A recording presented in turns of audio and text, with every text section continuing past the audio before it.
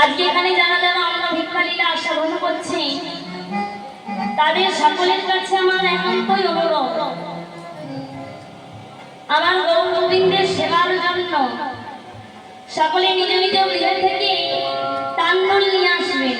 তান্দুল অর্থাৎ চাল নিজ নিজ গৃহে যার যেমন সামর্থ্য অনুযায়ী চাল নিয়ে সেখানে দেবে। কারণ এটা দিয়ে মনে করবেন না যে আমরা কমিটির দাদাদের বা কমিটির বাবাদের দিচ্ছি। যেটা দেবেন সেটা মনে করে দেবেন যে আমি ভগবানের সেবার জন্য দান করছি। কমিটির বাবারা ঘরে ঘরে গিয়ে ভিক্ষা করে নিচ্ছে ভক্তদের সেবার করে।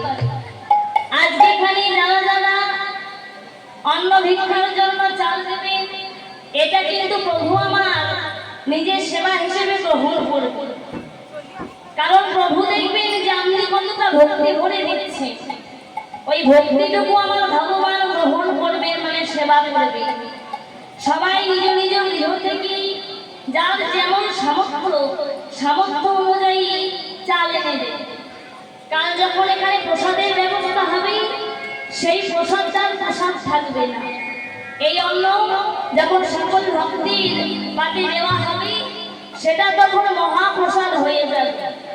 তাই সকলের কাছে একান্ত অনুরোধ, কেউ দিতে কুণ্ঠাবোধ করবেন না। কারণ ভগবান কিন্তু দিয়েছে পরীক্ষা করবার জন্য।